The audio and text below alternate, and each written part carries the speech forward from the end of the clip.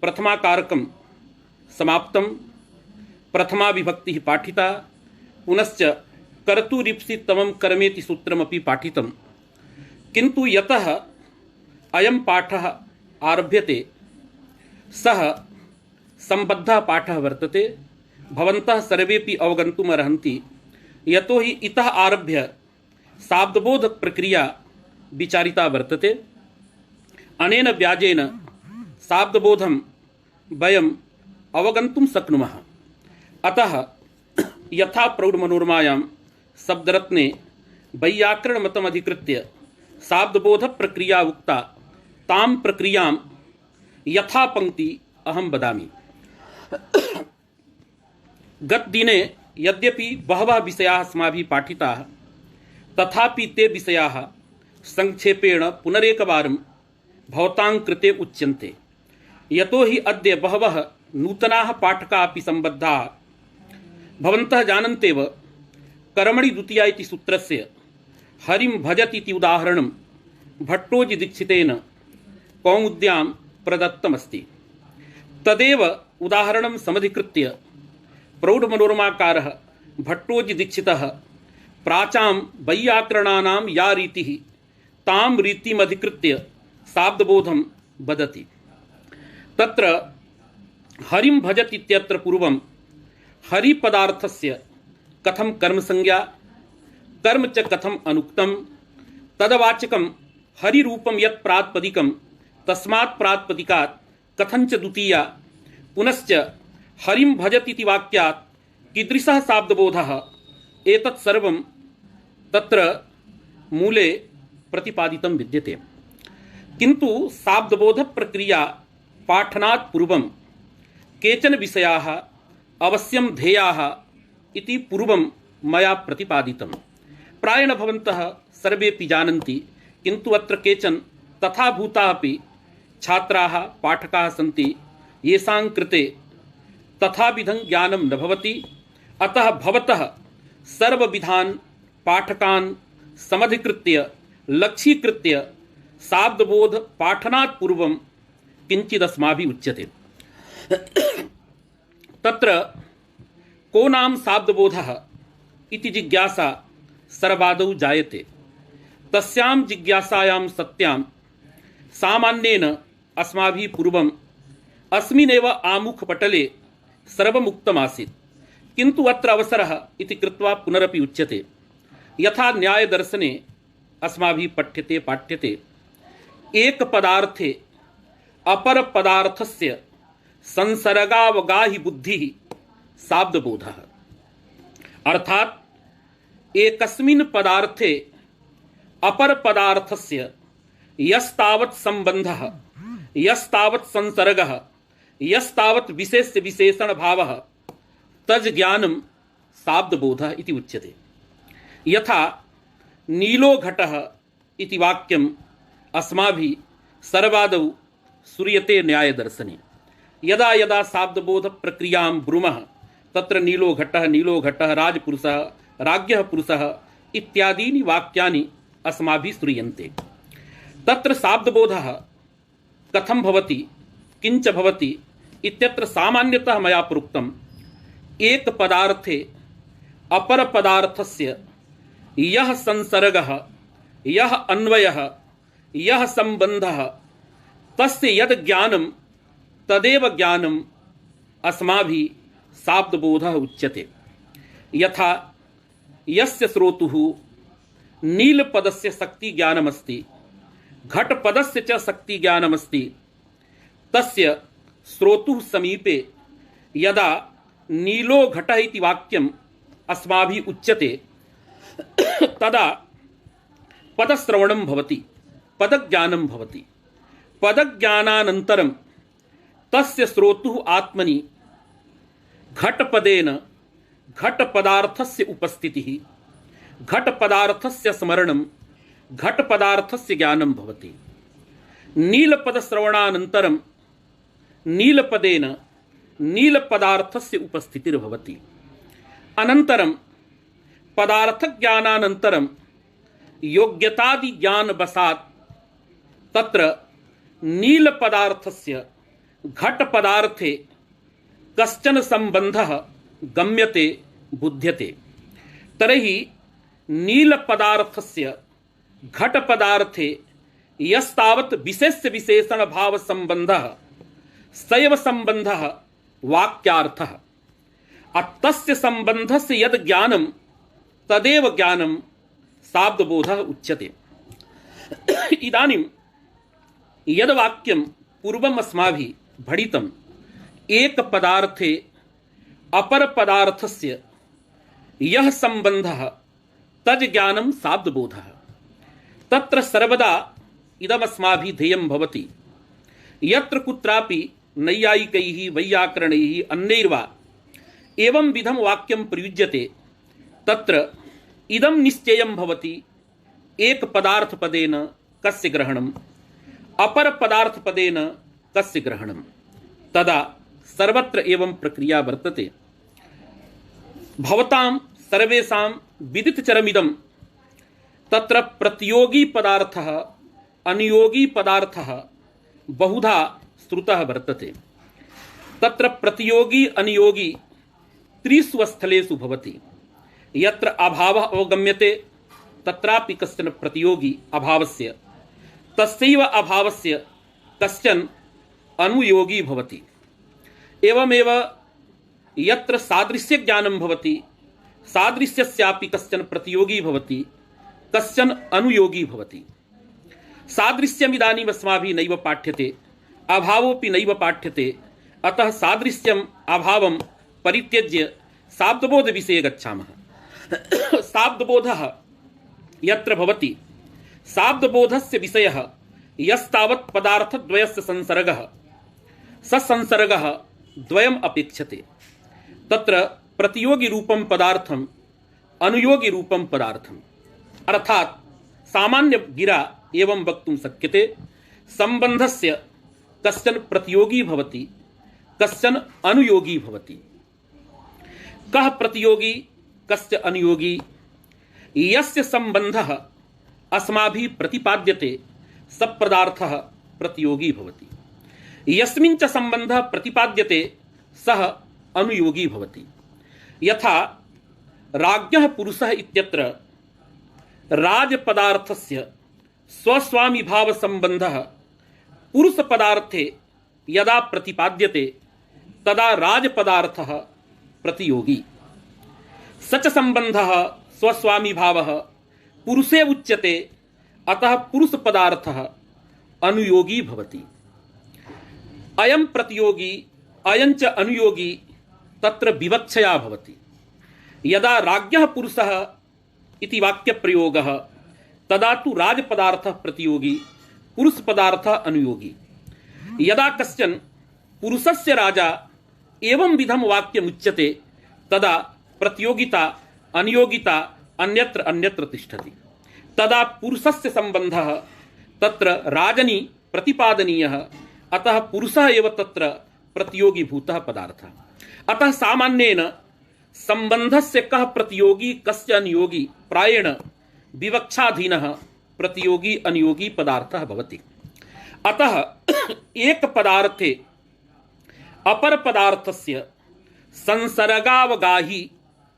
संसर्गावगाहिनी बुद्धि अर्थात संसर्ग विषयिणी बुद्धि संसर्ग विषयकं ज्ञानम् इत्यत्र एक पदार्थ पदेन अनुयोगी भूतः पदार्थः ग्राह्यः अपर पदार्थ पदेन प्रतियोगी भूतः पदार्थः ग्राह्यः।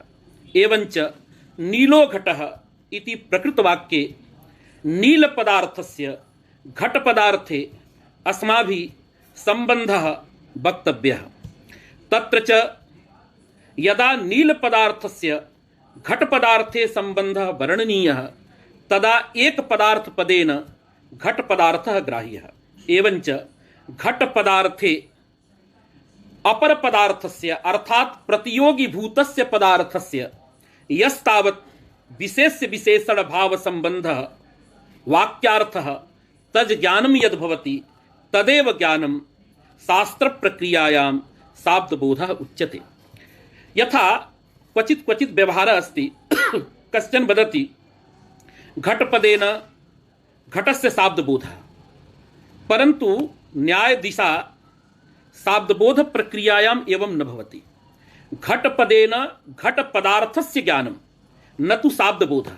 शाब्दबोधपदस्य व्यवहारः तत्रैव भवति यत्र भिन्ना भिन्ना पदार्थोपस्थितिः। भिन्न पदार्थोपस्थित्यनन्तरं यस्तावत् अन्वयबोधः स एव अन्वयबोधः तत्र शाब्दबोधपदेन उच्यते। यद्यपि घटपदेन घटत्वविशिष्टस्य घटपदार्थस्य ज्ञानमस्ति, अर्थात् घटघटत्वयोः यस्तावत् समवायः सम्बन्धः स ज्ञायते, किन्तु तत्र शाब्दबोध इति पदस्य व्यवहारः नास्ति। कुतः? तत्र घटत्वस्य घटस्य च पृथग् उपस्थितिर्नास्ति। अतः यत्र पृथग् उपस्थितिपूर्वकः सम्बन्धः स एव सम्बन्धः अन्वयपदेन उच्यते, तज् ज्ञानमेव शाब्दबोधः उच्यते। यद्यपि घटः इत्यत्र शाब्दबोधः अस्ति। कुतः? घटः इत्यत्र पदद्वयं, तत्र सुः प्रत्ययः पृथक् पदं, घटेति प्रातिपदिकं पृथक् पदं, स्वर्थः एकत्वम्, एकत्वञ्च पदार्थः। तस्य पदार्थस्य यदा प्रकृत्यर्थभूते घटपदार्थे अन्वयं कृत्वा एकत्वविशिष्टः घटः इति बोधः भवति, तदा अत्र शाब्दबोध इति वक्तुं शक्यते। कुतः? अत्र पदार्थद्वयं, किन्तु केवलेन सुप्रत्ययेन यदा एकत्वज्ञानं, केवलेन घटप्रकृत्या घटत्वविशिष्टस्य घटस्य ज्ञानं, तदा तत्र शाब्दबोधपदस्य व्यवहारः नास्ति। इदानीं पूर्वं भवद्भिः अवगतं स्यात्, सामान्येन शाब्दबोधपदस्य प्रयोगः अन्वयबोधे वाक्यार्थबोधे, अतः भवता वाक्यार्थबोधः उच्यताम्, अन्वयबोधः उच्यताम्, शाब्दबोधः वा उच्यताम्। इमे त्रयः अपि शब्दाः पर्यायभूताः, अनर्थान्तरम् अत्र भवति। एवञ्च एकपदार्थे अपरपदार्थस्य सम्बन्धज्ञानं शाब्दबोधः इति सामान्येन वक्तुं शक्यते। इदम् अवगतं। पुनश्च शाब्दबोधप्रक्रियायाम् इदमपि ध्येयं, यदा एकपदार्थे अपरपदार्थस्य सम्बन्धः उच्यते तदा पदशब्देन किं ग्राह्यम्? व्याकरणनिकाये प्रसिद्धं यत् पदं सुप्तिगन्तं पदम्, अन्यदपि पदमस्ति, यथा स्वादिषु असर्वनामस्थाने सिति च इत्यादीनि। विशिष्य प्रसिद्धं पदं वर्तते सुबन्तं तिगन्तं। शाब्दबोधप्रक्रिया वर्णनकाले अस्माभिः तादृशं पदं नाङ्गीक्रियते। शाब्दबोधप्रक्रियायां यथा नैयायिकाः वदन्ति पदन्नां सक्तं, सक्तं पदमेव अस्माभिः वैयाकरणैः अङ्गीकृत्य शाब्दबोधप्रक्रिया सर्वत्र वर्ण्यते। अतः यदा अस्माभिः शाब्दबोधप्रक्रियायाः वर्णनं क्रियते तदा पदन्नां सुबन्तं तिगन्तं नैव ग्राह्यम्, अपितु सक्तं यत् पदम्, अर्थात यत् किंचिद अर्थ निरूपिता यत्र शक्ति वर्तते तत् शब्दस्वरूपम् अत्र पदपदेन ग्राह्यम्। एवञ्च स्थितौ इदानीं शाब्दबोध प्रक्रिया बेलायां रामः इत्यत्र एकं पदं नास्ति अपितु पदद्वयम्, घटः इत्यत्र एकं पदं नास्ति अपितु पदद्वयम्। अत्र प्रातिपदिकम् एकं पदं, प्रत्ययः तत्र अपरं पदम्, एवमेव भजति गच्छति पठति इत्यादिषु पठधातुः एकं पदं, ति प्रत्ययः द्वितीयं पदं, मध्येपि एकः प्रत्ययः वर्तते सप्रत्ययः, किन्तु सः स्वार्थिकः, अतः तस्य शाब्दबोध प्रक्रियायाम् अत्यंत स्वार्थिकत्वात् पृथक् गणना न कृता। अतः इदमपि ध्येयं शाब्दबोध प्रक्रिया बेलायां शाब्दबोध स्वरूप वर्णन बेलायाम् अस्माभिः पदपदेन सुबन्तं तिगन्तं नैव ग्राह्यम् अपितु सक्तं पदं ग्राह्यम्।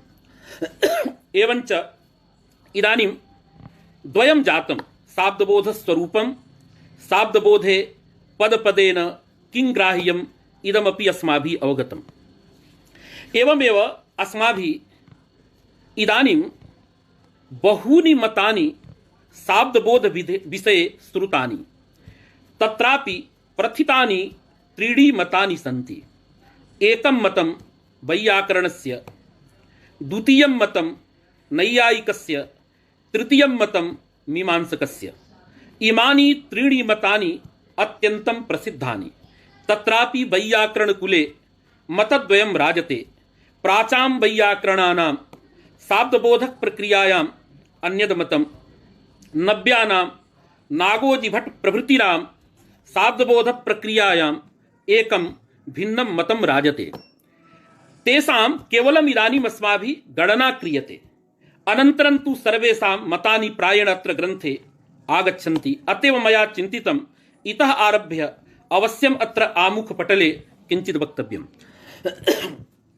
तत्र किं भवति, भवता श्रुतमस्ति, क्वचित् श्रूयते व्यापारमुख्यविशेष्यकः शाब्दबोधः, क्वचित् श्रूयते फलमुख्यविशेष्यकः शाब्दबोधः, क्वचित् श्रूयते प्रथमान्तार्थमुख्यविशेष्यकः शाब्दबोधः, क्वचिच्च श्रूयते भावनामुख्यविशेष्यकः शाब्दबोधः।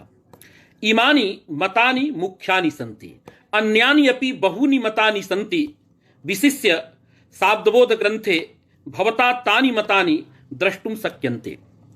किन्तु अत्र इदं वक्तव्यं, व्यापारमुख्यविशेष्यकः शाब्दबोधः इत्यस्य को अभिप्रायः, फलमुख्यविशेष्यकः शाब्दबोधः इत्यस्य को अभिप्रायः, एवमेव प्रथमान्तार्थमुख्यविशेष्यकः शाब्दबोधः इत्यस्य को अभिप्रायः, भावनामुख्यविशेष्यकः शाब्दबोधः इत्यस्य को अभिप्रायः।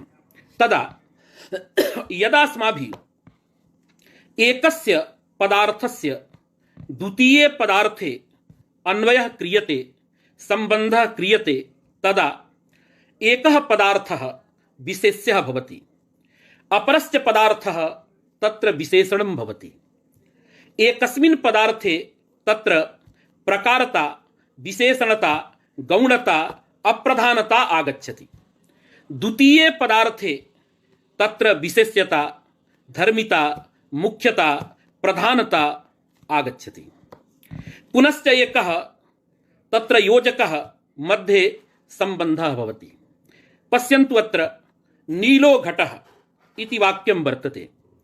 एतद् वाक्यश्रवणानन्तरं यस्तावत् बोधः जायते अभेदसम्बन्धेन नीलविशिष्टो घटः, अस्मिन् बोधे त्रयः विषयाः भवन्ति।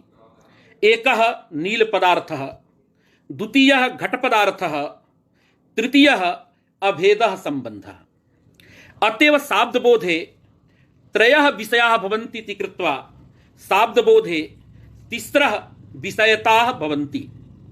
अर्थात् प्रकारे प्रकारता रूपा विषयता, विशेष्ये विशेष्यता रूपा विषयता, अभेदादि संसर्गे संसर्गता रूपा विषयता।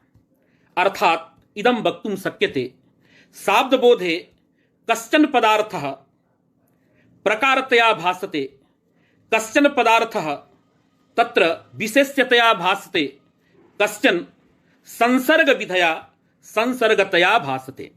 अतः शाब्दबोधे इच्छायां कृतौ तिस्रः विषयताः भवन्ति। तत्र एवं भवति।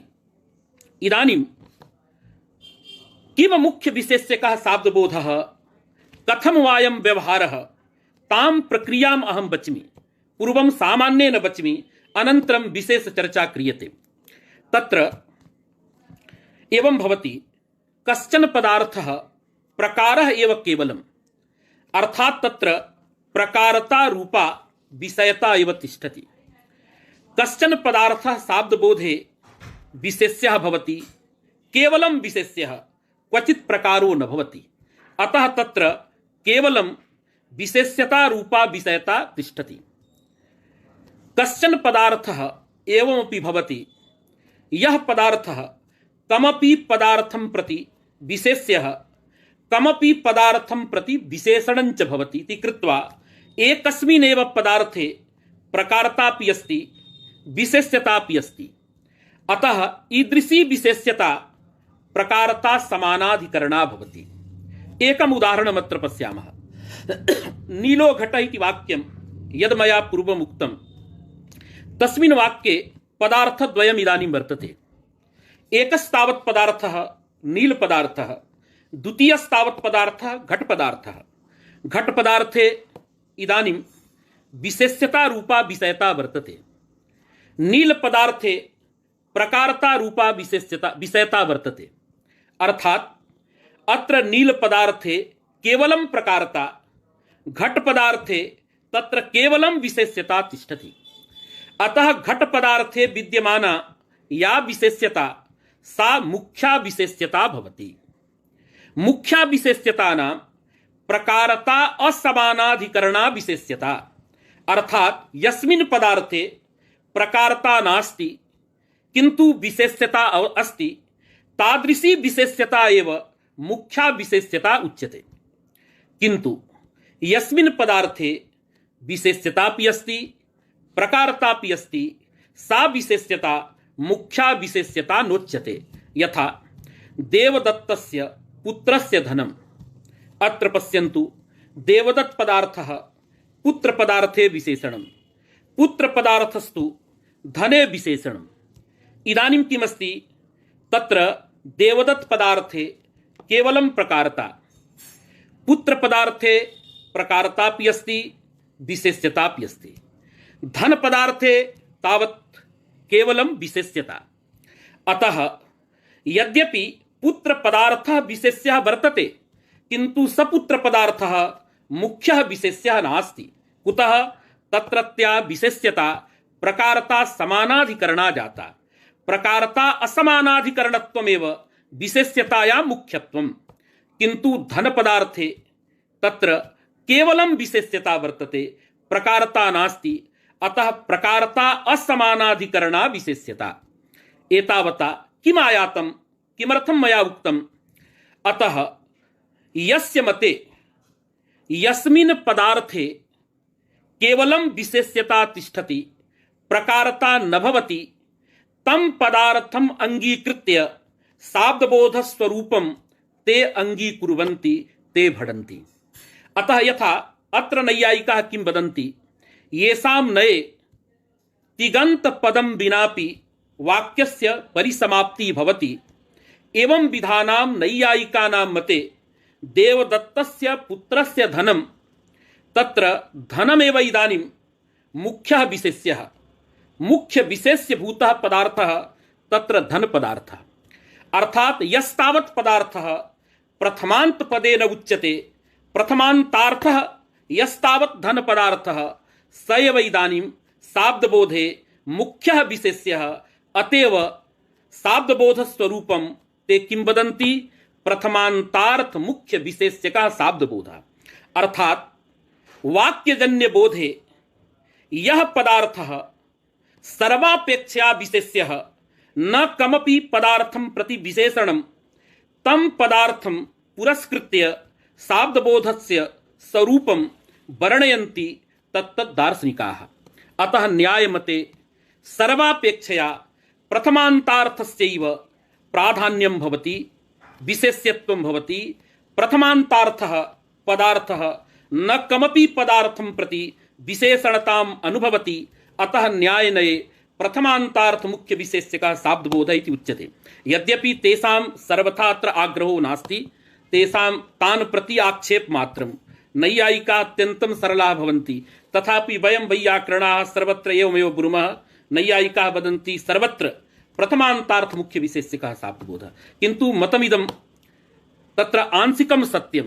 नैयायिकाः सर्वथा तथा न वदन्ति, अपितु प्रायेण प्रथमान्तार्थ मुख्य विशेष्यकः शाब्दबोधः। यत्र च प्रथमान्तार्थस्य पदार्थस्य विशेष्यता न संभवति, तत्र क्रिया मुख्य विशेष्यकः अपि शाब्दबोधः तैः अंगीकर्तुं शक्यते, तत्र बाधा नास्ति। अस्तु, किन्तु तत्र प्रवादः तथैव वर्तते। नैयायिकाः प्रथमान्तार्थ मुख्य विशेष्यकः शाब्दबोधः इति वदन्ति इति सर्वत्र प्रसिद्धिः इदं प्रथितं वर्तते। इदानीं वैयाकरणाः किं वदन्ति, यथा रामः गच्छति, रामः पठति, अथवा नीलो घटः इत्यत्रैव अस्ति इति क्रियापदम् अध्याह्रियते। एवञ्च तत्र धात्वर्थस्य सत्तानुकूलस्य व्यापारस्य सर्वापेक्षया प्राधान्यं तैः वैयाकरणैः अंगीक्रियते। अर्थात तत्र नील पदार्थः घट पदार्थे विशेषणं, घट पदार्थः तिबर्थ कर्तरि विशेषणम तिबर्थः कर्ता व्यापारे विशेषणम सत्ता रूपम फलमपि व्यापारे विशेषणम वर्तमान कालः व्यापारे विशेषणम एवमेव संख्या कर्तरि विशेषणम किंतु धात्वर्थः व्यापारः न कमपि प्रति विशेषणम अतः सर्वापेक्षया व्यापारः प्रधानम अर्थात व्यापारे विशेष्यता अस्ति किंतु प्रकारता नास्ति अतः प्रकारतायाः असमानाधिकरणा विशेष्यता धात्वर्थ व्यापारे वर्तते इति कृत्वा व्यापार मुख्य विशेष्यकः अत्र कर्तृप्रत्ययस्थले प्राचां नव्यानाम् उभयेषां मते वर्तते। तत्र कर्तृप्रत्ययस्थले नव्यानां वैयाकरणानां विवादः नास्ति। अत्र व्यापार मुख्य विशेष्यकः शाब्दबोधः अंगीक्रियते। अतः मुख्य विशेष्य इति पदस्य अर्थः प्रायेण भवद्भिः अवगतः स्यात्। एवमेव मीमांसा दर्शने तत्र प्रथमान्तार्थस्य विशेष्यतानां सर्वापेक्षया विशेष्यता अर्थात प्रकारता असमानाधिकरणा विशेष्यता तत्र मीमांसकैः तत्र प्रत्यार्थ भावनायाम् अंगीक्रियते। अतः तन्मते या भावना भवति तिङादिवाच्या भावना तस्यां भावनायां प्रकारता असमानाधिकरणा विशेष्यता अवगम्यते। अतः भावना मुख्य विशेष्या भवति। अतः तां भावनां मुख्य विशेष्याम् अंगीकृत्य भावना मुख्य विशेष्यकः शाब्दबोधः मीमांसकाः तत्र तत्र वदन्ति। एवञ्च व्यापार मुख्य विशेष्यकः भावना मुख्य विशेष्यकः प्रथमान्तार्थ मुख्य विशेष्यकः एतेषां शब्दानां प्रयोगे किं मानं का युक्तिः इति मया प्रतिपादितम्।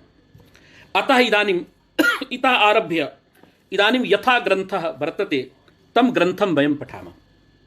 अत्र ग्रन्थकारः भट्टोजी दीक्षितः लिखति हरिं भजतीति भजनक्रियया हरौ प्रीतेर उत्पादात् प्रीतिविशिष्टतया क्रियाव्याप्यत्वेन हरिः कर्म। अत्र भवद्भिः सर्वैः धैर्यं धारणीयं सम्यक् एकैकं पदं प्रतिपादयामः। हरिं भजत इत्यत्र हरिपदार्थस्य अत्र प्रायेण भवतां विदुषां तु संशयः नास्ति, किन्तु बालकाः यदा वाक्यस्वरूपं वर्णयन्ति तदा वयं पृच्छामः भो हरिं भजत इत्यत्र किं कर्मकारकं, तदा झटिति सः वदति हरिमिति कर्मकारकं। वस्तुतः कथने दोषः नास्ति, किन्तु ज्ञानपूर्वकं सम्यक् बोधपूर्वकम् उच्यते चेत् तदा अस्माभिः किं वक्तव्यं। हरिं भजति इत्यत्र हरिपदेन प्रतीयमानः यः हरिपदार्थः स हरिपदार्थः कर्मकारकम्। अतएव भवता क्वचित् क्वचित् श्रुतं स्यात् कारकप्रकरणम् अर्थप्रकरणम्। किमर्थम् उच्यते, यतोहि कर्मादिसंज्ञा भवति सा संज्ञा शब्दस्य न भवति अपितु अर्थस्य भवति। यथा हरिं भजति ग्रामं गच्छति, अत्र कर्म संज्ञा ग्रामेति शब्दस्वरूपस्य नास्ति, हरीति शब्दस्वरूपस्य नास्ति, अपितु हरि पदार्थस्य ग्राम पदार्थस्य कर्म संज्ञा। अतएव अत्र कर्म कारकं न हरिमिति द्वितीयान्तं पदम् अपितु तेन प्रतीयमानः यस्तावत् हरि पदार्थः सैव हरि पदार्थः कर्म कारकम्। एवमेव सर्वत्र यथा रामेण ग्रामो गम्यते, अत्र कर्तृकारकं किं, तदा रामेण इति न वक्तव्यम्। यद्यपि शब्दार्थयोस्तादात्म्यमिति कृत्वा कथंचित् वक्तुं शक्यते, किन्तु कर्तृकारकं कर्तृसंज्ञा अथ च कारक संज्ञा तत्र कस्य भवति, रामेण इति पदस्य नास्ति, अपितु राम पदार्थस्य कर्तृसंज्ञा कारक संज्ञा भवति। अतः अत्र हरिं भजति इत्यत्र हरि पदार्थः कर्म कारकम्। एवं इदानीं वक्तव्यं भवति। तत्र इतः प्रागस्माभिः कर्तुरीप्सितमं कर्मेति सूत्रम् अधीतं। तेन सूत्रेण हरि पदार्थस्य कथं कर्म संज्ञा कथं च तत्सूत्रम् अत्र संघटते इति प्रतिपादयति अन्ते मूलकारः भट्टोजी दीक्षितः। अत्र हरिं भजति इत्यत्र भक्तः इत्यादिकं कर्तृपदम् आनेयम्। एवञ्च भक्तः हरिं भजति यथा सूत्रार्थः इतः प्राक् अस्माभिः अध्यापितं बहुभिः पठितं तस्य सूत्रस्य समन्वयम् इदानीं कुर्मः। कर्तुरीप्सितमं कर्मेति सूत्रस्य फेसबुक द्वारा भवद्भिः सर्वैः परिष्कृतः अर्थः बहुभिः विद्वद्भिः कृतः श्रूयते एव, तत्र वयं न गच्छामः, केवलं समन्वयमात्रम्। इदानीं कर्तुरीप्सितमं कर्मेति सूत्रस्य अयम् अर्थः प्रकृतधातुपात् प्रधानीभूत व्यापाराश्रया भिन्नः जः आश्रयः तद्वृत्तिर्या स्ववाचक धातुवाच्यत्व स्वप्रयोज्यत्वैतदुभय संबंधेन व्यापार विशिष्ट फलाश्रयत्व प्रकारिका इच्छा तन्निरूपित विषयता आश्रयः कारकं सत् कर्म संज्ञं भवति। एवं सामान्यार्थः तत्र कृतः वर्तते। यद्यपि अयमपि सामान्यार्थः नास्ति, किन्तु यस्य परिष्कारक ज्ञानमस्ति तस्य कृते। अत्र प्रकृते पश्यतु, प्रकृत धातुः भज धातुः, तदुपातः प्रधानीभूतः व्यापारः प्रीत्यनुकूलो व्यापारः। यतो हि भजनं प्रीत्यनुकूलो व्यापारः। भजनं भक्तिः इति श्रूयते। भागवतेऽपि नवधा भक्तिः, तत्र श्रवणं मननं संकीर्तनम् एतत् सर्वं भजनम्, अर्थात् भजन रूपे व्यापारे एतत् सर्वम् अन्तर्भूतं भवति। यदा भगवतः श्रवणं भवति, संकीर्तनं भवति, मननं भवति, इमे सर्वे व्यापारभूताः। एभिः श्रवणादिभिः व्यापारैः प्रीतिरूपं फलम् उत्पद्यते। प्रीतिर्जायते, प्रसन्नता जायते, प्रसादः जायते। सा च प्रीतिः कुत्र उत्पद्यते? हरौ उत्पद्यते। अतः अत्र फलं प्रीतिः। तदनुकूलः व्यापारः भजनं श्रवणादि व्यापारः। एवञ्च प्रकृत धातुः अत्र भज धातुः, तदुपातः प्रधानीभूतः व्यापारः प्रीत्यनुकूलो व्यापारः। तदाश्रयः अत्र वर्तते कः? भक्तः। तदभिन्नः आश्रयः स एव भक्तः। तद्वृत्तिर्या इच्छा, इदानीम् इच्छा वक्तव्या। सः भक्तः किम् इच्छति, तस्मिन् कीदृशी इच्छा वर्तते। अतः कर्तृवृत्ति अत्र इच्छा वर्तते। हरिः मदवृत्ति व्यापार विशिष्ट फलाश्रयो भवतु। हरिः मदवृत्ति श्रवणादि व्यापार विशिष्ट प्रीतिरूप फलाश्रयो भवतु। एवं इच्छा तत्र भक्ते वर्तते। अतः इयम् इच्छा कीदृशी इच्छा भवति? पश्यतु, व्यापार विशिष्ट फलाश्रयत्व प्रकारिका इच्छा भवति। वैशिष्ट्यञ्च ज्ञायते एव। इदानीं वैशिष्ट्यं दत्तमस्ति स्ववाचक धातुवाच्यत्वम्। अत्र स्वपदेन व्यापारः ग्राह्यः। तद्वाचकः धातुः भज धातुः। तद्वाच्यं फलं प्रीतिरूपं फलं, वाच्यत्वं प्रीतौ वर्तते। एवञ्च भज धात्वर्थ प्रधानीभूत व्यापारवाचक भज धातुवाच्यत्वं प्रीतिरूपे फले वर्तते। अतः स्ववाचक धातुवाच्यत्वं गतम्। द्वितीयं च वैशिष्ट्यं स्वप्रयोज्यत्वम् एतदपि अस्ति। यतो हि यदा भजन रूपः व्यापारः भक्तेन क्रियते, तदा तेन व्यापारेण प्रयोज्यं जन्यम् अत्र फलमस्ति प्रीतिरूपं फलम्। यद्यपि जन्यं प्रयोज्यम् इत्यत्र कश्चन भेदः अस्ति। यदा साक्षात् जन्यत्वं तत्र जन्यपदस्य प्रयोगः, साक्षात् परम्परया वा जन्यत्वं तत्र प्रयोज्य शब्दस्य प्रयोगः। कर्म संज्ञायां प्रयोज्यस्य आवश्यकता अस्ति, तस्य फलम् अग्रे दीयते। अन्यत्रापि तत्र प्रयोज्य शब्दः यथा साक्षात् परंपरा जन्ये प्रयुज्यते, तथैव नित्येपि प्रयोज्य शब्दस्य प्रयोगो भवति। यथा अत्यन्ताभावः नित्यः, किन्तु अत्यन्ताभावः प्रयोज्यः इति वक्तुं शक्यते, जन्यः इति वक्तुं न शक्यते। स कथम् उच्यते इति अन्यः तत्र विवादः, तत्र वयं न गच्छामः। इदानीं प्रकृत धातुः भज धातुः, तदुपातः प्रधानीभूतो व्यापारः भवति, प्रीत्यनुकूलः व्यापारः। तद्विशिष्टं फलं प्रीतिरूपं फलं। वैशिष्ट्यं स्ववाचक धातुवाच्यत्वं गतम्, अथ च स्वप्रयोज्यत्वमपि अस्ति। अतः तादृश फलस्य आश्रयः हरिः भवतु इति भक्तस्य इच्छा वर्तते। अर्थात भक्तस्य जा इच्छा, कर्तुः या इच्छा, सा इच्छा इयमस्ति। कीदृशी इच्छा वर्तते? व्यापार विशिष्ट फलाश्रयत्व प्रकारिका इच्छा। कथम? यदा अस्माभिः इदमुच्यते व्यापार विशिष्ट फलाश्रयः हरिर्भवतु तर्हि भवतीति पदम् इच्छा स्वरूप बोधकम्। अतः अस्माकं जा इच्छा वर्तते, कर्तुः जा इच्छा वर्तते, तस्याम् इच्छायां कश्चन पदार्थः विशेष्यः, कश्चन पदार्थः प्रकारः, कश्चन तत्र संबंधः भवति। इदानीं हरिपदार्थः तत्र विशेष्यः।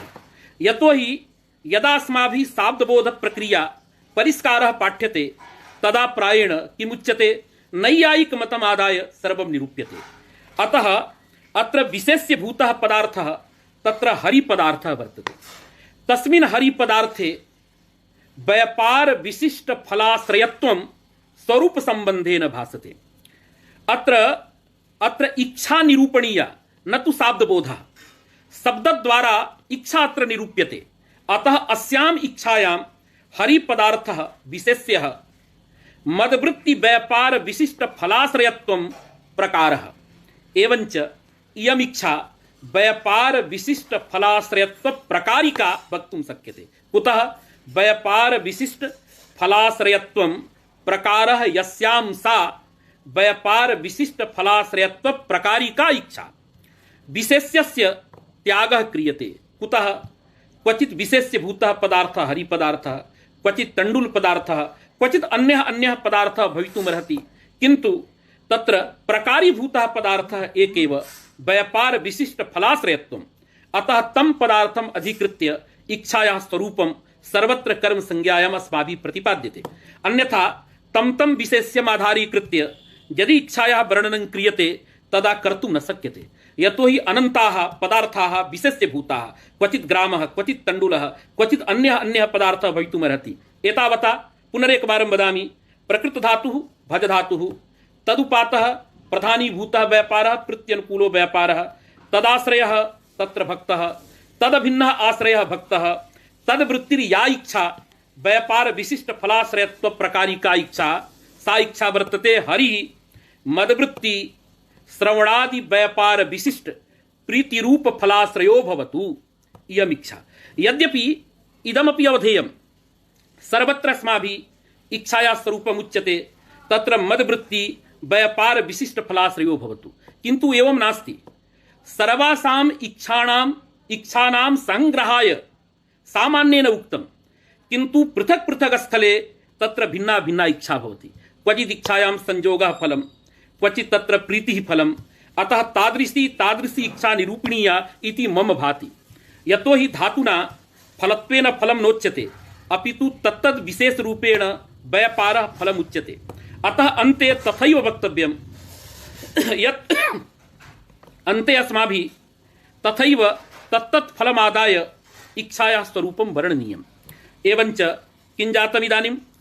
प्रकृतधातुः भजधातुः, तदुपातः प्रधानीभूतः व्यापारः प्रत्यनुकूलो व्यापारः, तदाश्रयः भक्तः, तदभिन्नः आश्रयः भक्तः, तद्वृत्तिः व्यापार विशिष्ट फलाश्रयत्व प्रकारिका जा इच्छा, तस्याम् इच्छायां विशेष्यभूतः पदार्थः तत्र हरिपदार्थः।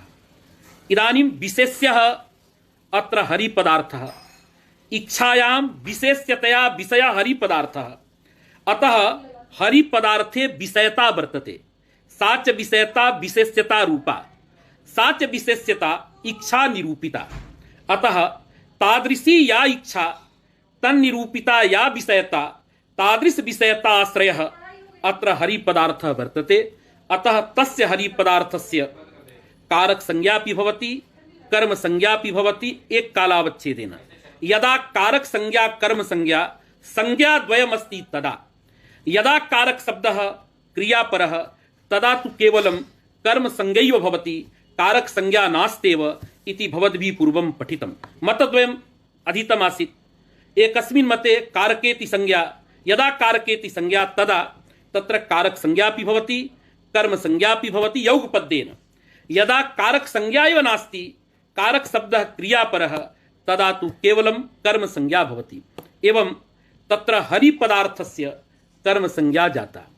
कर्म संज्ञानन्तरम् इदं द्रष्टव्यं भवति यत् इदं कर्म उक्तम अनुक्तम वा।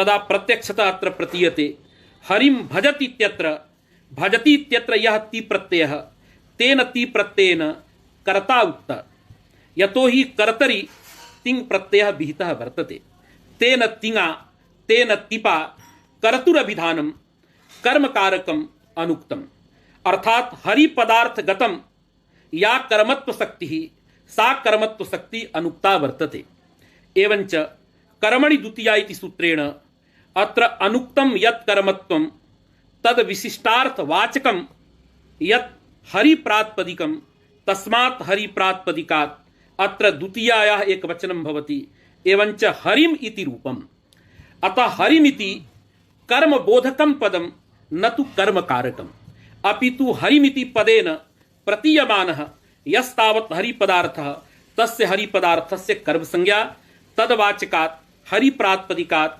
कर्मणि द्वितीया इति सूत्रेण द्वितीया भवति यद्यपि द्वितीया केन भवति इति भवता ज्ञायते सामान्येन अवबोधाय उच्यते कर्मणि द्वितीया इति वस्तुतः कर्मणि द्वितीया द्वैकयोः इत्यादीनां तत्र एकवाक्यता भवति विधिसूत्रेण सौजस्मौढ इत्यादिना अतः तेनैव द्वितीयायाः एकवचनं कथञ्च विधानम् इतः प्राक् मया पाठितम् अस्तु इदानीं यस्तावत् सामान्यार्थः तम् अर्थम् आदाय सूत्रसमन्वयः अत्र कृतः वर्तते अत्र पंक्तौ किं लिखितं ग्रन्थे किं लिखितम् इदानीम् अहं पठामि इदानीं ग्रन्थकारः वदति हरिं भजति इत्यत्र भजनक्रियया हरौ प्रीतेर उत्पादात् हरिं भजति इत्यत्र क्रिया वर्तते भजनक्रिया इदमत्र अवधेयम् यद्यपि क्रिया शब्दस्य फलेपि प्रयोगः व्यापारेपि प्रयोगः इदं ज्ञातचरं भवताम् किन्तु अत्र ग्रन्थे क्रियापदेन व्यापारः ग्राह्यः भजनक्रियया अर्थात् भजनरूप व्यापारेण हरौ प्रीतेः उत्पादः प्रीतेर उत्पत्तिर्भवति अर्थात् भज धात्वर्थः अत्र भजनरूपः व्यापारः सच व्यापारः श्रवणादि मननादि व्यापारः सब व्यापारः यदा भक्तेन सम्पाद्यते कर्त्रा क्रियते तदा तेन व्यापारेण अत्र किं भवति हरिरूपे पदार्थे प्रीति उत्पद्यते अतः प्रीतिरूपं यत् फलं तादृश फल विशिष्टः फलाश्रयः हरिपदार्थः जातः फलाश्रयस्य च कर्तुरीप्सितमं कर्मिति सूत्रेण कर्म संज्ञा भवति इति सामान्यतः वयं सर्वेपि जानीमः तदेव वदति इदानीं हरिं भजति इति भजनक्रियया हरौ प्रीतेरुत्पादात् प्रीतिविशिष्टतया इदानीं किमस्ति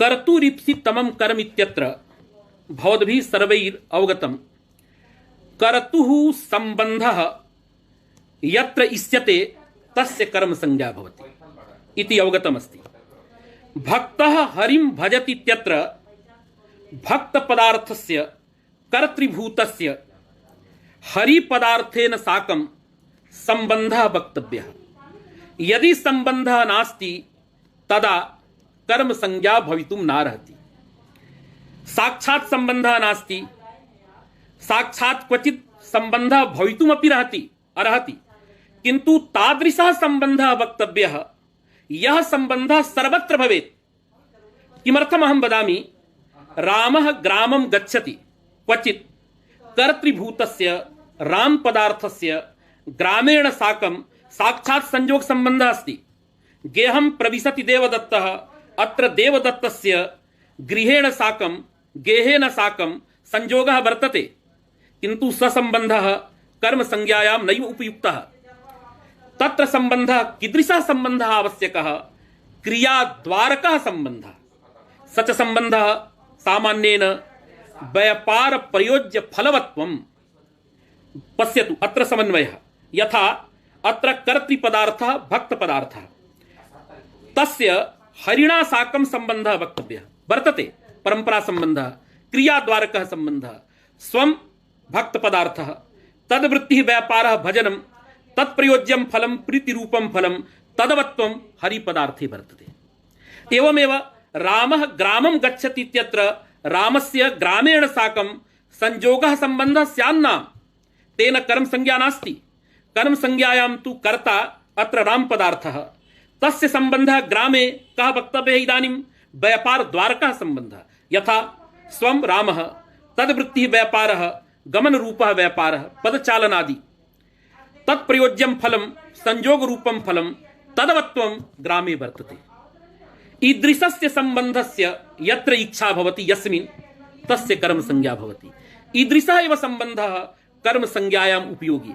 अन्यः तत्र तत्र संबंधः साक्षात् भवितुमर्हति किन्तु तं संबंधम् अधिकृत्य कर्तुरीप्सितमं कर्मेति सूत्रं नैव प्रवर्तते। इतः प्राक् अस्माभिः पाठितम्। अतः इदानीं तत्र कर्तुः भक्तस्य हरिपदार्थेन साकं यावत् कालपर्यन्तं संबंधः अस्माभिः वक्तुं न शक्यते तावत् कालपर्यन्तं तस्य कर्म संज्ञा भवितुं नार्हति। अतएव ग्रन्थकारः भट्टोजी दीक्षितः संबंध निरूपणं करोति।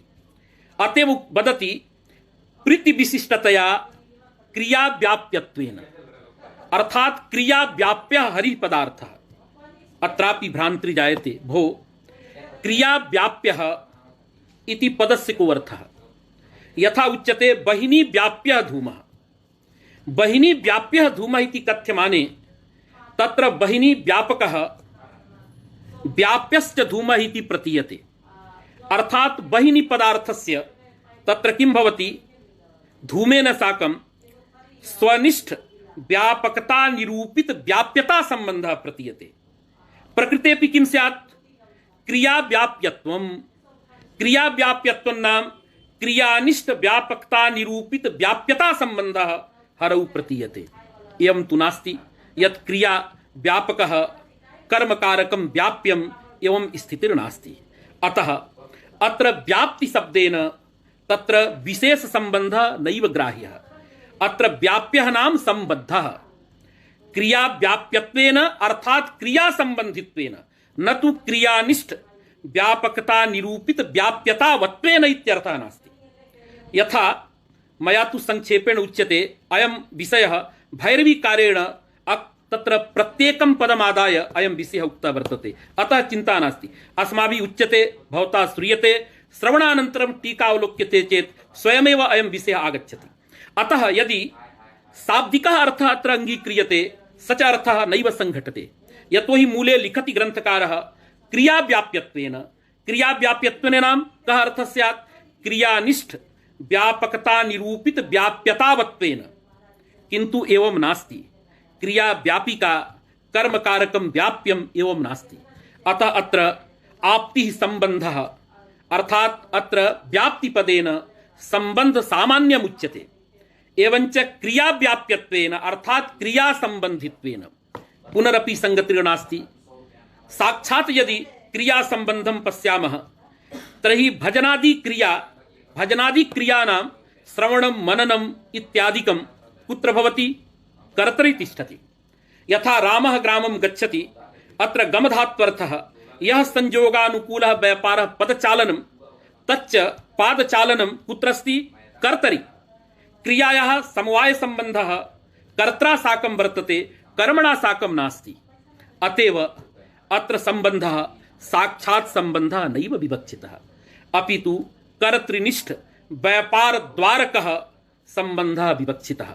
सच संबंधः कः तर्हि स्ववृत्ति व्यापार प्रयोज्य फलवत्वम् अर्थात परंपरा संबंधः। साक्षात् संबंधेन साक्षात् संबंधः यः वर्तते स संबंधः कर्म संज्ञायाम् उपयोगी नास्ति इति पूर्वमपि मया भणितम्। अतः अत्र क्रियाव्याप्यत्वेन नाम क्रिया संबंधित्वेन क्रिया संबंधः साक्षात् संबंधः नास्ति अपितु क्रियाजन्य फलवत्वं संबंधः। किन्तु परिष्कृत भाषायाम् उच्यते चेत् तदा एवमेव वक्तव्यं क्रिया विशिष्ट फलवत्वं। यतोहि क्रिया प्रयोज्य फलवत्वम् इति उच्यमाने स्ववाचक धातु वाच्यत्वं तत्र नैव प्रतीयते। आहत्य अन्ततः इदं वाच्यं व्यापार विशिष्ट फलवत्वं संबंधः। एवञ्च यदा भक्तेन भजनं क्रियते तेन भजनेन हरौ प्रीतिः उत्पद्यते। प्रीतिः तावत् तत्र हरिपदार्थे तिष्ठति। इदानीं भक्तस्य कर्तुः हरिणा साकं परंपरा संबंधः संजातः। सच परंपरा संबंधः कः स्ववृत्ति भजन रूप व्यापार प्रयोज्य प्रीति रूप फलाश्रयत्वं फलवत्वम् इदानीं परंपरा संबंधः जातः। अतः क्रिया व्याप्यत्वेन क्रिया संबंधित्वेन अर्थात क्रिया प्रयोज्य फलवत्वेन तत्र हरि पदार्थस्य इदानीं कर्तुरीप्सितमं कर्मेति सूत्रेण कर्म संज्ञा भवति। तदेव भक्ति।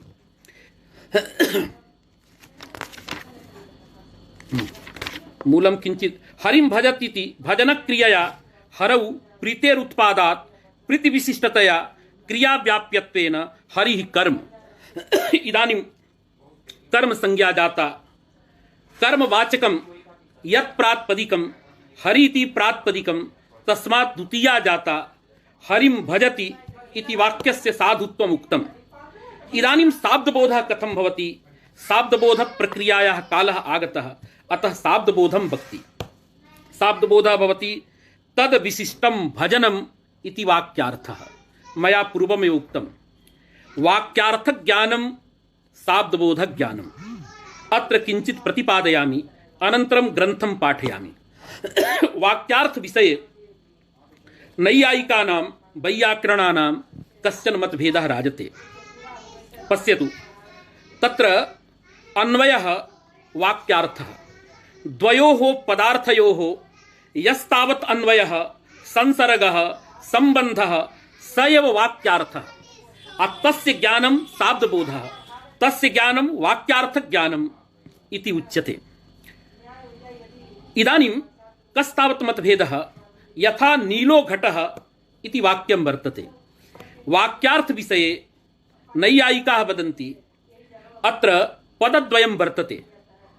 यद्यपि न्यायदिशा अत्र पदचतुष्टयं नील प्रातिपदिकम् एकं पदं, सुप्रत्ययः द्वितीयं पदं, तथैव घटः इत्यत्र घटेति एकं प्रातिपदिकं, सुप्रत्ययः द्वितीयं पदम्, एवञ्च चत्वारि पदानि नीलो घटः इति वाक्ये राजन्ते न्यायदिशा। वयमपि शाब्दबोध प्रक्रियायां तानि पदानि स्वीकुर्मः। सक्तं पदं वैयाकरण विरुद्धं नास्ति, भाष्यकृता क्वचित् क्वचित् सक्तं पदम् अङ्गीकृतं वर्तते। अतएव क्वचित् नेरविषः इत्यत्र निरपि पदं विषपि पदम् इति भाष्ये उक्तमस्ति। अस्तु, एवञ्च चत्वारि पदानि सन्ति। किं भवति तन्मते? अत्र किमर्थं नीलो घटः इति पश्यामः? यतोहि केवलं घटः इति वदामश्चेत् बहूनां विरुद्धं भवति। भो, अत्र पदद्वयं नास्ति, एकमेव पदं। वस्तुतः घटः इत्यत्रापि शाब्दबोधः, अत्र पदद्वयं, किन्तु नीलो घटः इति वाक्यम् अधिकृत्य इदानीम् उच्यते। तत्र प्रकारतावादिमतं संसर्गतावादिमतं मतद्वयं न्यायदर्शने राजते। तत्रापि वयं न गच्छामः। केवलम् इदं पश्यन्तु, संसर्गतावादिमते नीलो घटः इत्यत्र विशेषणवाचकं यत् प्रातिपदिकं भवति तस्मात् प्रातिपदिकात् विहिता विभक्तिः निरर्थिका भवति। तस्याः विभक्तेः कश्चन अर्थः नास्ति। किन्तु विशेष्यवाचकं यत् पदं घटादिपदं तस्माद् विहिता या विभक्तिः तस्याः विभक्तेः संख्या अर्थः जायते। एकत्वं द्वित्वं बहुत्वं वा। क्वचित् क्वचित् संसर्गतावादिनयेपि विशेषणवाचकात् विहिता या विभक्तिः तस्यापि संख्या अर्थः भवति। क्वचित् तात्पर्यं यदा भवति। कुत्र? यथा वेदाः प्रमाणं यत्र विशेष्यवाचक पदं वर्तते तस्मात् पदात् या विभक्तिः तया विभक्त्या या संख्या प्रतिपाद्यते तद विरुद्धा संख्या प्रतिपादनीया चेत् तदा विशेषणवाचक पदोत्तर विभक्तिः निरर्थिका न भवति। वेदाः प्रमाणम् इत्यादिषु तथा प्रतिपादितं वर्तते। किन्तु नीलो घटः इत्यत्र नीलवाचक यत् पदं वर्तते, नीलवाचकं यत् पदं तस्मात् या सुविभक्तिः सा निरर्थिका साधुत्वार्थिका न्यायमते। एवञ्च एकस्तावत् नीलपदार्थः द्वितीयस्तावत् घटपदार्थः। सुपदार्थः त्यज्यते, मास्तु इदानीम् आवश्यकता नास्ति। अतः नीलपदार्थस्य घटपदार्थे अन्वयः ज्ञायते, संबंधः ज्ञायते, संबंधस्य अवगतिर्भवति, नैयायिकानामपि भवति, वैयाकरणानामपि भवति। किन्तु कथं भवति, कया रीत्या भवति, केन प्रमाणेन भवति इत्यत्र विवादः। नैयायिकाः किं वदन्ति? नीलपदस्य नीलपदार्थे शक्तिः, घटपदस्य घटपदार्थे शक्ति, नीलघटयोः यस्तावत् अभेद संबंधः तस्मिन् संबंधे कस्यापि पदस्य शक्तिर्नास्ति। न वा नीलपदस्य शक्तिः, न वा घटपदस्य शक्तिः, न वा नीलो घटः इति पदसमूहस्य शक्तिः। तथापि अभेदः प्रतीयते। कथं प्रतीयते? भवन्तः सर्वे जानन्ति, आकांक्षया प्रतीयते। अतएव व्युत्पत्तिवादे प्रोक्तम् एक पदार्थे अपर पदार्थस्य संसर्गः संसर्ग मर्यादया आकांक्षया प्रतीयते। आकांक्षानां पदानां परस्परं संविध्यारः।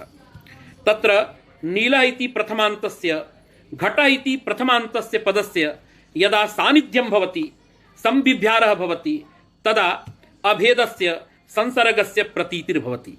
अर्थात् तस्मिन् संबंधे कस्यापि पदस्य कस्यापि वाक्यस्य शक्तिर्नास्ति, अपितु आकांक्षया प्रतीयते। अतएव न्यायनये आकांक्षाभास्यः संसर्गः, आकांक्षाभास्यः वाक्यार्थः, आकांक्षाभास्यः संबंधः इति अस्माभिः निगद्यते। किन्तु वैयाकरणानां नये किं भवति? तत्र नीलपदार्थस्य घटपदार्थस्य यस्तावत् विशेष्य विशेषण भाव संबंधः अभेदः इति नोच्यते। यदा वैयाकरण मतं प्रतिपाद्यते तदा अस्माभिः पुनः पुनः विशेष्य विशेषण भावः उच्यते। कथं? तत्कारणं वैयाकरणाः जानन्ति।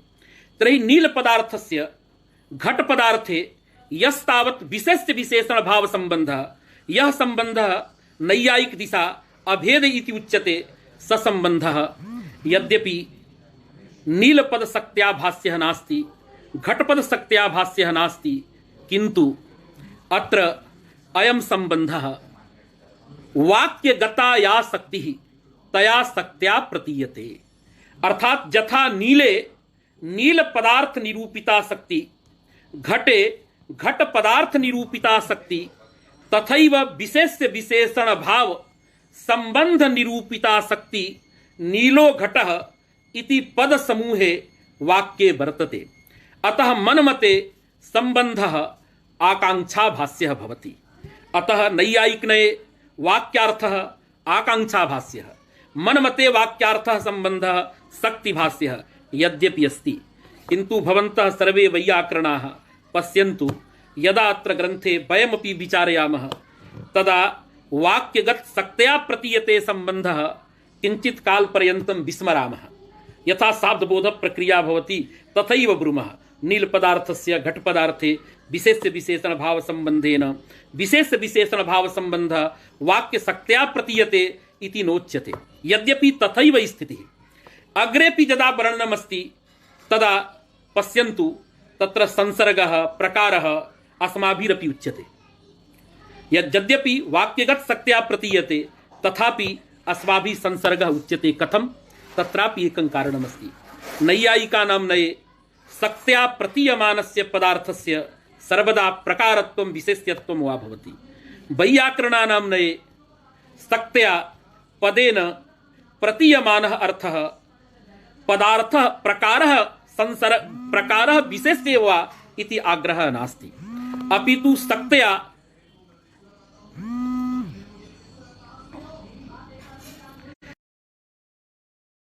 शक्त्या प्रतीयमानस्य पदार्थस्य प्रकारत्वं विशेष्यत्वं यथा अंगीक्रियते तथा संसर्गत्वमपि अंगीक्रियते।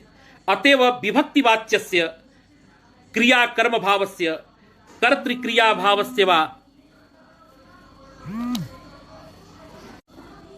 बीच में लोग फोन कर देते हैं, मोबाइल पर दिक्कत है, कर्तृक्रियाभावस्य वा अस्माभिः संसर्गत्वमपि अंगीक्रियते। अतः अत्र कश्चन मतभेदः वाक्यार्थ विषयेपि वैयाकरणानां नैयायिकानां वर्तते। किन्तु इदानीम् अहं भवतां कृते ये इदानीं युवानः सन्ति, येषां शाब्दबोध प्रक्रियायाः विज्ञानं नास्ति, तेषां कृते एकैकं पदमादाय, एकैकं पदार्थम् आदाय, एकैकं सम्बन्धम् आदाय शाब्दबोध प्रक्रिया पूर्वं वैयाकरण दिशा अस्माभिः निरूप्यते। कथं भवति? अतः सर्वादौ भवद्भिः अत्र अतः भवद्भिः सर्वैः अत्र श्रोतव्यं सावधानेन चेत्सा। भक्तः हरिं भजति। ओह मन्येऽहं कालः अतीतः। ओहो अस्तु तर्हि इदानीं 9 जातं। श्वः प्रभृति अस्माभिः यथा कालं पठ्यते। अस्तु झा महोदयानां कृते पुनः पुनः अस्माकं प्रणामः। कालः इदानीम् अस्माभिः दृष्टः 9 अधिकमेव जातम्, अतः 8 आरभ्य प्रतिदिनं 9 पर्यन्तं वयं ब्रूमः। अग्रे अस्माकम् अन्या कक्षा वर्तते। अस्तु भवतां सर्वेषां कृते मे प्रणामः।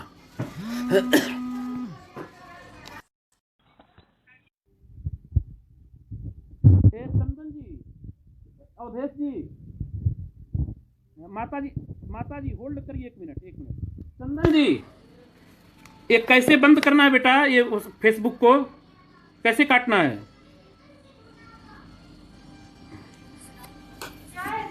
कहाँ है वो लोग? इसको फिनिश कहाँ दबाना है? इसको हमको आता नहीं। इसको वीडियो को कहाँ से करना है? ये फिनिश कर दें। हाँ